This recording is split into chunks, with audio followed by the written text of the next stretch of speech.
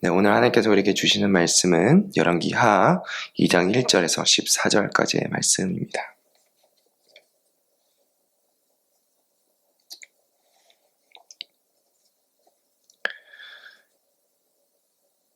(1절에서) (14절까지) 우리 교독하시고 마지막 (14절) 함께 읽도록 하겠습니다. 여호와께서 회오리 바람으로 엘리야를 하늘로 올리고자 하실 때 엘리야가 엘리사와 더불어 길갈에서 나가더니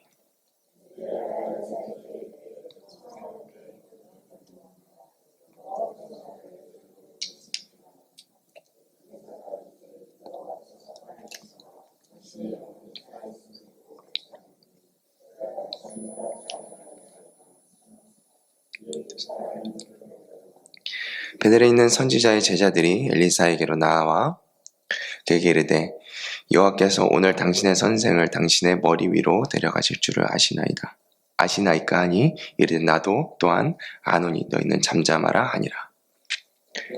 그에게 이르되 엘리사야 청하건대 너는 여기 머물라. 여호와께서 나를 여리고로 보내시느니라.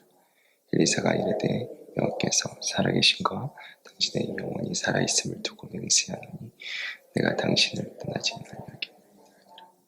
그들이 여리고에 이르매 여리고에 있는 선지자의 제자들이 엘리사에게 나와 이르되 여호와께서 오늘 당신의 선생을 당신의 머리 위로 데려가실 줄을 아시나이까 하니 엘리사가 이르되 나도 아노니 너희는 잠잠하라. 엘리야가 또 엘리사에게 이르되 청하건대 너는 여기 머물라. 여호와께서 나를 보내시느니라.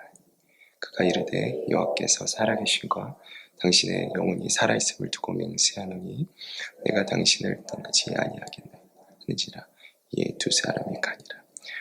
선지자의 제자 50명이 가서 멀리 서서 바라보매 그 두 사람이 요단가에 서 있더니 엘리야가 겉옷을 말아 물을 치매 물이 이리저리 갈라지고 두 사람이 마른 땅 위로 건너매 엘리야가 엘리사에게 이르되 나를 내게서 데려감을 당하기 전에 내가 내게 어떻게 할지를 구하라. 엘리사가 이르되 당신의 성령이 하시는 역사가 갑절이나 내게 있게 하소서 하는지라. 그러나 나를 내게서 데려가시는 것을 내가 보면 그 일이 내게 이루어지려니와 그렇지 아니하면 이루어지지 아니하리라 하고 두 사람이 길을 가며 말하더니 불수레와 불말들이 두 사람을 갈라놓고 엘리야가 회오리 바람으로 하늘로 올라가더라. 엘리사가 보고 소리 지르되 내 아버지여 내 아버지여 이스라엘의 병거와 마병이여 하더니 다시 보이지 아니하는지라. 이에 엘리사가 자기 옷을 잡아 둘로 찢고 엘리야의 몸에서 떨어진 겉옷을 주워 가지고 돌아와 요단 언덕에 서서 엘리야의 몸에서 떨어진 그 겉옷을 가지고 물을 치며 이르되 엘리야의 하나님 여호와는 어디 계시나이까 하고 그도 물을 치매 물이 이리저리 갈라지고 엘리사가 건너니라. 아멘. 네, 갑절의 능력을 구하는 믿음의 사람 이라는 제목으로 우리 함께 말씀 나누도록 하겠습니다. 오늘 본문을 보면 너무 유명한 두 인물이 나오죠. 엘리야와 엘리사가 나옵니다. 엘리야는 어떠한 선지자였습니까? 이제 우상 숭배와 이 거짓이 만연하였던 그 악한 시대에 하나님의 살아계심을 당당하게 드러냈던 하나님의 선지자였습니다. 하나님의 살아계심을 증거하기 위해서 전심전력으로 사역했던 선지자였죠. 하나님께서는 특별히 엘리야를 에녹과 같이 이제 죽음을 당하지 않게 하시고 살아있는 채로 하늘로 승천하게 하십니다. 오늘 본문에서 그의 마지막 모습을 기록하고 있는 것이죠. 특별히 말씀을 묵상하면서 엘리야의 제자였던 엘리야의 수종을 들었던 엘리사에 대한 이야기가 나옵니다. 엘리사가 오늘 말씀을 보니까 계속적으로 엘리야를 따라가면서 갑절의 능력을 마지막에 이제 구하는 모습들을 보게 되는데 우리가 그 내용들을 우리 함께 보았으면 좋겠습니다. 오늘 본문을 보면 크게 4개의 지명이 나옵니다. 1절을 보면 이제 길갈이라는 단어가 나오고요. 2절을 보면 베델이라는 단어가 나옵니다. 그리고 5절에 여리고 그리고 6절에 요단강이 나옵니다. 이렇게 길갈, 베델, 여리고, 그리고 요단강 순으로 이제 이동해 가고 있는 그 장면을 우리가 본문을 통해서 보고 있습니다. 하나님께서 엘리야를 이 4개의 지명으로 이렇게 인도하여 가고 계시는 것이죠. 그런데 그 엘리야 옆에는 엘리사가 꼭 붙어 있습니다. 엘리야는 장소를 옮길 때마다 엘리사에게 이러한 당부를 합니다. 2절 말씀에 이런 말씀이 있습니다. 엘리야가 엘리사에게 이르되 청하건대 너는 여기 머물라. 4절에도 엘리야가 그에게 이르되 엘리사야 청하건대 너는 여기 머물라. 6절에도 동일한 말씀이 기록되어 있습니다. 엘리야가 또 엘리사에게 이르되 청하건대 너는 여기 머물라. 그런데 엘리사의 이 대답이 이제 그 엘리야의 요청마다 이러한 대답을 하고 있죠. 2사 6절에 엘리사가 이르되 여호와께서 살아계신가 하나님의 영혼이 살아있음을 두고 맹세하노니 내가 당신을 떠나지 않겠습니다. 저는 당신을 떠날 수 없습니다. 왜 엘리사가 엘리야에게 이러한 이야기를 하고 있습니까? 9절에 그 이유가 써져 있는데요. 제가 읽겠습니다. 건너매 엘리야가 엘리사에게 이르되 나를 내게서 데려감을 당하기 전에 내가 내게 어떻게 할지를 구하라. 엘리사가 이르되 당신의 성령에 하시는 역사가 갑절이나 내게 있게 하소서 하는지라. 지금 엘리사가 엘리야에게 붙어서 떠나지 않는 가장 큰 이유 중에 하나는 그 갑절의 능력을 내게 주옵소서 라는 이 간구가 그에게 있었다라는 것입니다. 지금 엘리사는 엘리야가 이제 떠날 것을 알고 떠나기 이전에 자기에게 스승께서 하셨던 그 성령의 능력, 갑절의 능력이 있어야 될 것을 내가 알고 있습니다. 내가 스승이 떠나고 나서 선지자의 능력을 감당해야 되는데 이 악한 시대 가운데 이 스승의 능력이 없이는, 그 이상의 능력이 없이는 하나님의 살아계심을 나타낼 수 없습니다. 나에게 그 갑절의 능력을 더하여 주십시오 라고 간절히 간구하고 있는 것입니다. 엘리사는 알고 있었던 거예요. 엘리야와 계속 함께 사역하면서 엘리야가 그 악한 시대 가운데 정말 하나님의 살아계심을 나타내는 그 사역들을 하면서 얼마나 쉽지 않았는가. 그것이 쉽지 않은 사역이었다라는 것을 보고 있었습니다. 엘리사는 엘리야보다 더 큰 능력으로 하나님의 일들을 더 감당하고 싶은 그런 갈급함과 사모함이 있었다라는 것을 우리가 보게 됩니다. 진짜 하나님의 선지자로서 살아가기 위해서 엘리야에게 그러한 능력을 구하고 있구나라는 것을 제가 말씀을 통해서 묵상하게 되었습니다. 저는 이 엘리사의 갈급함이, 이 간절함이 저와 여러분 가운데 동일하게 임하기를 축복합니다. 우리는 예수 그리스도의 제자로서 예수님이 하셨던 그 일들을 동일하게 감당해야 되는 예수 그리스도의 제자인 줄로 믿습니다. 예수님께서 능력을 행하셨고 예수 그리스도께서 천국 복음을 전파하셨습니다. 그리고 예수님께서 승천하시면서 제자들에게 그 능력들을 위임하셨습니다. 그리고 그 사명들을 위임하셨습니다. 그리고 그 일들을 우리 또한 감당해야 되는 우리도 제자인 줄로 믿습니다. 요한복음 14장 12절 말씀입니다. 내가 진실로 진실로 너희에게 이르노니 나를 믿는 자는 내가 하는 일을 그도 할 것이요 또한 그보다 큰 일을 더하리니 이는 내가 아버지께로 감이라. 예수님께서 아버지께로 가시기 때문에 우리 안에 성령을 주셨고 그 성령의 능력을 우리는 예수 그리스도께서 하셨던 그리고 예수님께서 지금도 하시는 그 일들을 대리해서 하는 예수 그리스도의 참된 제자들인 줄로 믿습니다. 그러하기 위해서는 우리 안에 성령의 충만함이 필요하고 그러하기 위해서는 그 일들을 감당하기 위해서는 우리에게 하나님의 능력이 필요한 것입니다. 그래서 엘리사가 간구했던 것처럼 하나님 우리 안에도 갑절의 능력을 더하여 주시옵소서. 지금보다 하나님의 일들을 넉넉히 감당할 수 있는 하나님의 능력을 우리 안에 부어 주시옵소서 라는 이 간구가 우리 안에 간절하게 있어야 되는 줄로 믿습니다.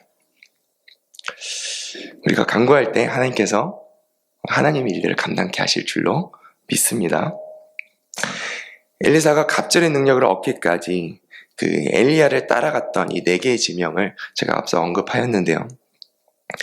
한 지역 이렇게 따라가면서 우리가 그 지역이 의미하는 바를 생각하고 또 그 안에서 주시는 은혜들을 우리가 경험하기를 원합니다. 첫 번째 지명은 길갈입니다. 1절 말씀입니다. 여호와께서 회오리 바람으로 엘리야를 하늘로 올리고자 하실 때 엘리야가 엘리사와 더불어 길갈에서 나가더니, 길갈이라는 단어가 나옵니다.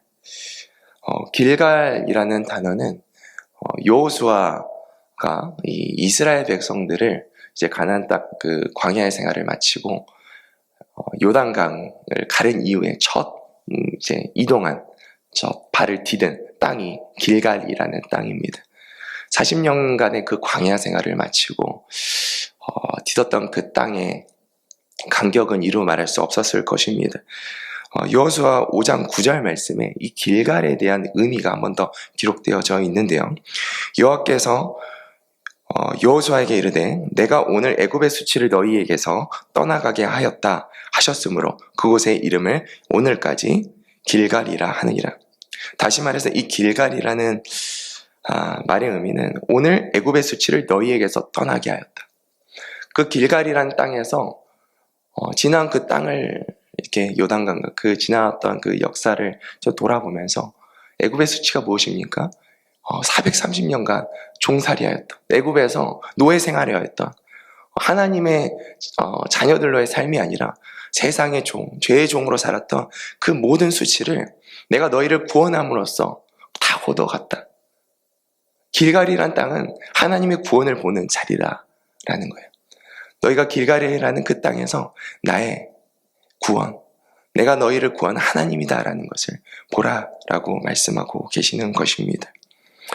오늘 이 기도하고 있는 우리가 예배하는 이 자리가 하나님의 구원을 보는 영적인 길갈이 되기를 축복합니다. 우리 삶 가운데 당면한 삶의 문제들 또한, 우리 삶의 자전 모든 어려움 또한 하나님의 구원과 하나님의 손길이 필요한, 은혜가 필요한 그런 길갈이 되어야 될 줄로 믿습니다. 하나님, 오늘 우리가 기도하는 가운데 하나님의 구원을 경험하게 하여 주십시오. 하나님의 은혜를 경험하게 하여 주시옵소서. 그래서 이 예배 자리가 우리의 삶이 영적인 길갈이 되게 하시고 정말 하나님의 구원을 노래하는 그런 자리가 될 수 있도록 주님 우리의 삶을 인도하여 주십시오 라는 그런 마음으로 우리가 함께 기도하며 영적인 길갈에 서 있는 우리 모두가 되기를 축복합니다. 두 번째 지명은 베델입니다. 2절 말씀입니다. 엘리야가 엘리사에게 이르되 청하건대 너는 여기 머물라. 여호와께서 나를 베델로 보내시느니라 하니. 베델의 의미는 무엇입니까? 히브리어로 하나님의 집이라고 우리가 잘 알고 있습니다. 우리 창세기 28장을 보면 야곱이 형 에서에게 이제 그 장자권도 뺏고 축복권도 뺏어서 에서가 굉장히 분노한 상황에서 에서를 피해서 이제 도망갑니다. 그 도망가던 중에 이제 잠을 자게 되는데 그곳에서 이제 야곱이 이제 꿈을 꾸게 되죠. 하늘에 닿은 이 사닥다리와 그 사닥다리를 오르내리는 하나님의 천사들을 보게 됩니다. 그 꿈에서 하나님께서 야곱을 찾아와서 말씀하시는 거예요.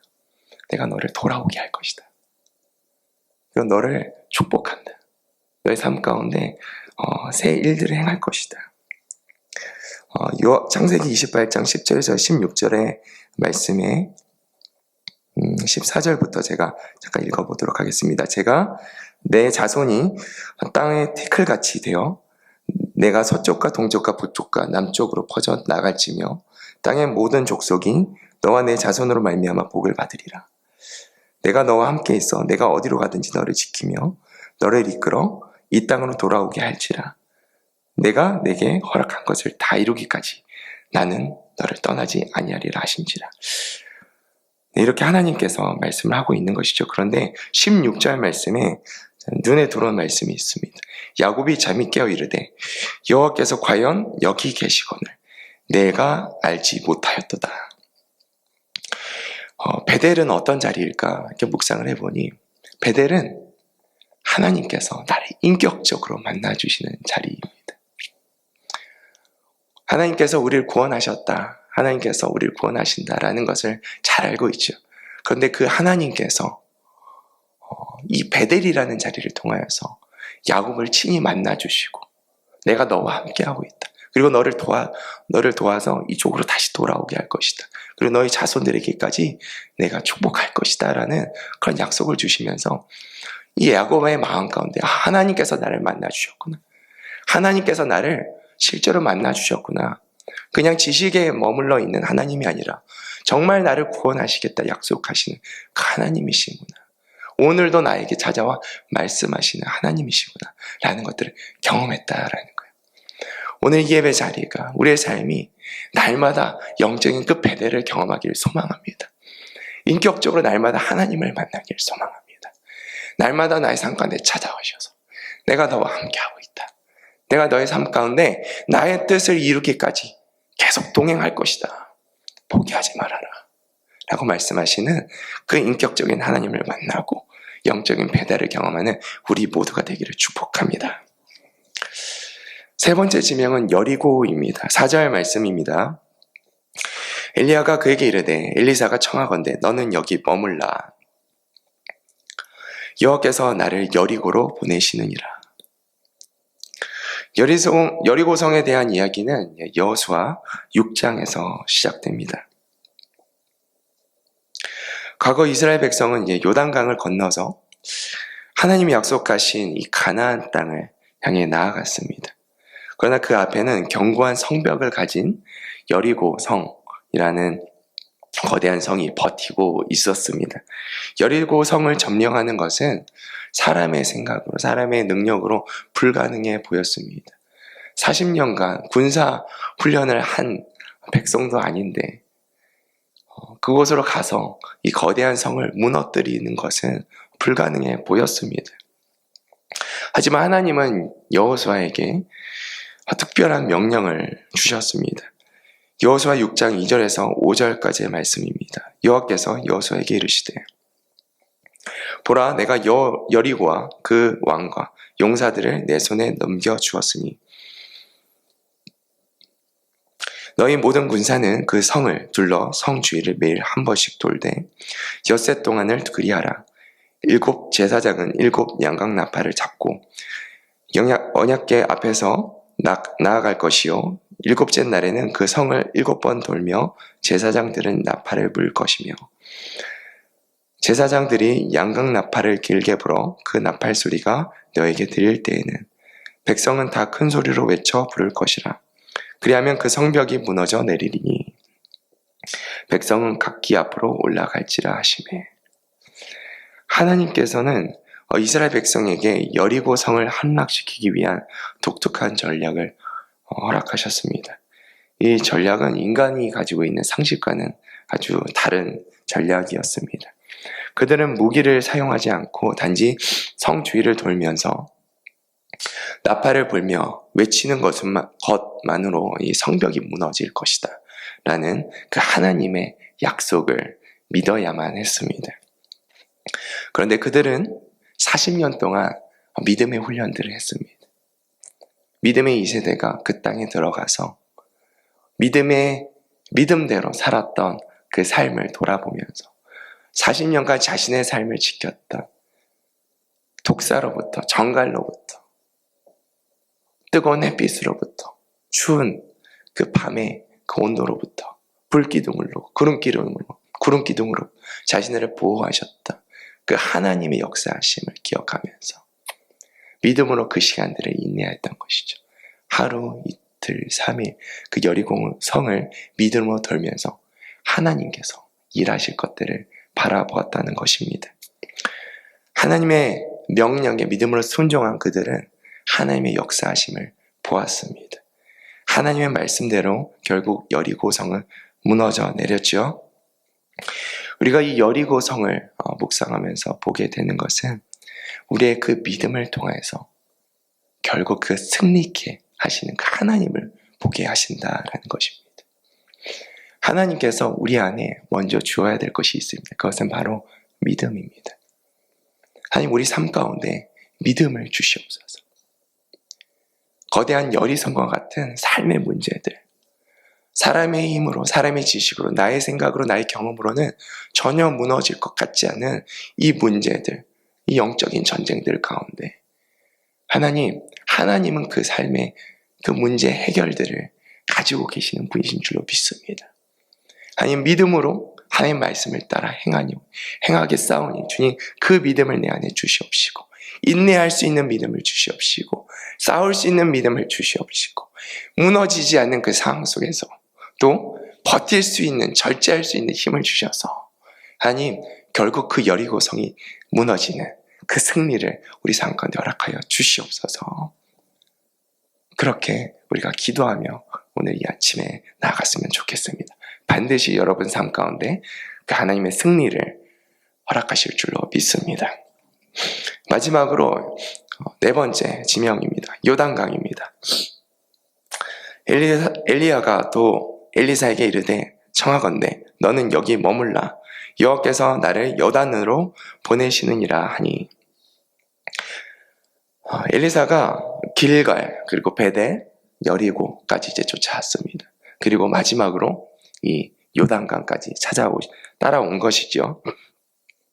따라오지 말라고 계속적으로 거듭 말했던 엘리사가 드디어 다른 말을 건넵니다. 내가 승천하기 전에 하나님께서 부르시기 전에 너가 필요한 게 있으면 말해봐라. 그러자 9절에서 이제 건너매 엘리야가 엘리사에게 이르되 나를 내게 데려감을 당하기 전에 내가 내게 어떻게 할지를 구하라. 엘리사가 이르되 당신의 성령이 하시는 역사가 갑절이나 내게 있게 하소서. 능력의 그 갑절을 하나님 엘리야 스승님 제가 스승의 그 일들 하나님의 일들 하기 위해서 능력의 갑절의 능력이 필요합니다. 하나님의 능력이 필요합니다. 그 능력을 내게 주십시오. 이 말을 들은 엘리야가 한 가지 예언을 합니다. 내가 참 어려운 일을 구한다. 그런데 나를 내게서 하나님께서 나를 이렇게 데려가시는 것을 내가 보면 그 일이 내게 이루어질 것이다. 어려운 일인데 하나님께서 나를 데려가시는 것을 너가 네 눈으로 보면 그 능력이 내 삶 가운데 임할 것이다 라고 약속하고 있는 것이죠. 과연 엘리사는 엘리야가 가는 것을 보았습니까? 놀랍게도 하나님의 은혜로 하나님 주권으로 보았습니다. 11절 12절 말씀입니다. 두 사람이 길을 가며 말하더니 불수레와 불말들이 두 사람을 갈라놓고 엘리야가 회오리 바람으로 하늘로 올라가더라. 엘리사가 보고 소리 지르되 보았습니다. 하나님께서 간절한 엘리사의 그 눈을 열어보게 하셨습니다. 동시에 하나님의 능력이 엘리사의 삶 가운데 임하였습니다. 우리 말씀 14절 마지막 절을 보면 엘리야의 몸에 떨어진 그의 겉옷을 가지고 물을 치며 엘리야의 하나님 여호와는 어디 계시냐니까 하고 그도 물을 치매 물이 이리저리 갈라지고 엘리사가 건너니라. 하나님의 능력이 엘리사의 삶 가운데 임한 것을 우리가 보게 됩니다. 우리가 마지막으로 요단강을 묵상하면서 우리가 간구하게 되는 것은 요단강은 어떤 자리인가? 하나님의 능력이 임하는 자리입니다. 우리가 엘리사처럼 간절히 간구하는 이 시간 가운데 하나님께서 우리의 삶 가운데 허락하신 그 부르심을 넉넉히 감당하게 하시기 위해서 예수 그리스도의 사명을 넉넉히 감당하게 하시기 위해서 하나님의 능력을 더하는 그 자리가 오늘 이 아침 우리가 기도하는 자리인 줄로 믿습니다. 하나님, 이 자리가 영적인 요단강이 되게 하여 주시옵소서. 하나님을 만나고 하나님을 경험하고 하나님의 일들을 넉넉히 감당할 수 있는 하나님의 능력이 임하는 자리가 되게 하여 주시옵소서. 그렇게 간절히 간구하고 또 그 능력을 받는 그런 자리 되기를 축복합니다. 우리 같이 기도하겠습니다. 하나님 엘리사의 간절함, 하나님의 능력이 없이는 아버지 이 약한 세대 가운데 조금 더 하나님 일을 할 수 없습니다 라고 간절히 하나님의 능력을 구했던 이 엘리사의 마음이 우리 안에 있기를 간절히 소망합니다. 하나님 경건의 능력 없이 경건의 모양으로만 사역하지 않게 하여 주시옵소서. 하나님, 우리 안에 성령의 충만을 허락하여 주시옵시고 성령의 능력으로 아버지의 일들을 감당하게 하여 주시옵소서.